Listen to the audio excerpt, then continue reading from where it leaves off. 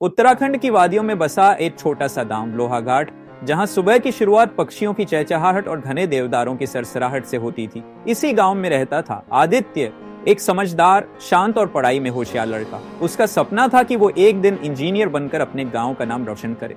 आदित्य के परिवार की स्थिति ठीक ठाक थी, लेकिन वो कभी किसी से ऊंचा बोलता नहीं था। उसके पास दोस्त बहुत कम थे, ज्यादातर समय वो किताबों में ही डूबा रहता था। उसी गांव के स्कूल में पढ़ने आया था आर्यन, एक शहर से आया हुआ लड़का जो अपने माता पिता के साथ गांव शिफ्ट हुआ था। आर्यन तेज-तर्रार, बातूनी और थोड़ा जिद्दी किस्म का था।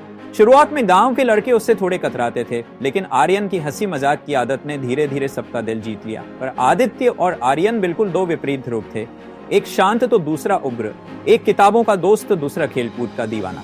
लेकिन किस्मत को कुछ और मंजूर था। स्कूल की एक परीक्षा में आर्यन को कुछ सवाल समझ नहीं आ रहे थे। जब टीचर ने कहा कि अगर किसी को समझना है तो आदित्य से पूछ लो, तो आर्यन ने मजाक में कहा, किताबी की राह है, इससे क्या पूछना। आदित्य ने कुछ नहीं कहा, बस मुस्कुरा दिया। शाम को जब स्कूल से लौटते समय बारिश होने लगी तो आर्यन का रास्ता फिसलन भरा था। वह गिर गया और उसके हाथ में चोट लग गई। बाकी बच्चे हंसने लगे, लेकिन आदित्य चुपचाप आगे आया, उसका बैग उठाया, उसे सहारा दिया और बोला, चलो मैं तुम्हें घर छोड़ देता हूँ। आर्यन हक्का बक्का था। उसे उम्मीद नहीं थी कि जिससे वो मजाक कर रहा था वही उसकी मदद करेगा। उस दिन से आर्यन की नजर में आदित्य के लिए इज्जत बन गई। उसने धीरे धीरे उससे दोस्ती बढ़ानी शुरू की।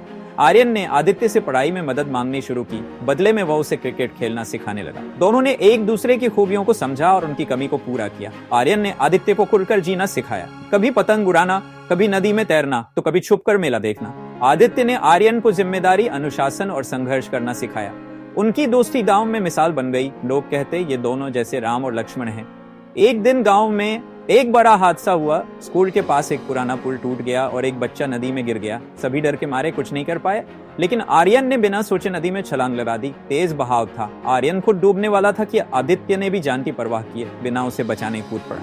आदित्य ने न सिर्फ बच्चे को बल्कि आर्यन को भी बाहर निकाला। इस घटना के बाद गांव वालों की नजर में दोनों की दोस्ती और भी मजबूत हो गई।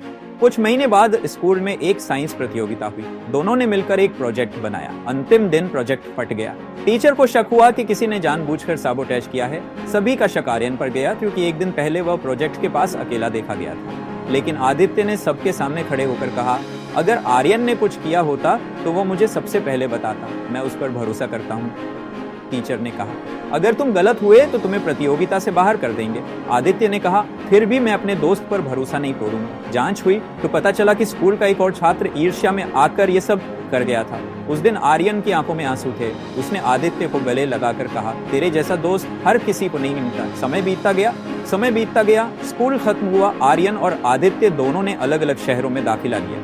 एक इंजीनियर बना, दूसरा आर्मी ऑफिसर। हालांकि दोनों अब एक ही जगह नहीं रहते थे, पर हर मुश्किल वक्त में एक दूसरे को याद करते, मोबाइल पर, चिट्ठियों में, और कभी कभी मिलने भी आ जाते। एक दिन आदित्य के पिता की तबीयत बहुत बिगड़ गई। आदित्य उस समय विदेश में एक प्रोजेक्ट पर था। पैसे की जरूरत थी और वक्त बहुत कम था। आर्यन ने बिना एक पल गवाए अपनी सारी जमा पूंजी निकाल दी और तुरंत गांव पहुंचा। डॉक्टर को लेकर आया, दवाइयां दी और पूरी तरह साथ खड़ा रहा। जब आदित्य वापस आया तो उसके पापा की हालत सुधर चुकी थी। आदित्य बस आर्यन को देखता रह गया। तू मेरे लिए भाई से बढ़कर है। वक्त के साथ दोनों की शादियां हो गई। अलग अलग शहरों में परिवार बस गए, लेकिन दोस्ती का रिश्ता कभी नहीं टूटा। एक बार आर्यन का बेटा गुम हो गया था। पुलिस भी थक गई थी। आर्यन ने सबसे पहले आदित्य को फोन किया। आदित्य रात में ही आ गया। 2 दिन लगातार खोजबीन के बाद वो बच्चा मिल गया। उस रात आर्यन ने कहा, जब भी मैं अंधेरे में होता हूँ तो हमेशा रोशनी बनकर आता है। तू मेरा भाग्य है दोस्त। दोस्ती सिर्फ साथ हंसने, घूमने या खेलने का नाम नहीं है। दोस्ती वो है जहाँ विश्वास इतना गहरा हो कि शक की जगह ही ना बचे, जहाँ कोई रिश्ता जरूरी ना हो, फिर भी हर कदम पर साथ मिले। आदित्य और आर्यन की कहानी यही सिखाती है कि अगर एक सच्चा दोस्त मिल जाए तो जिंदगी की सबसे मुश्किल राह भी आसान हो जाती है।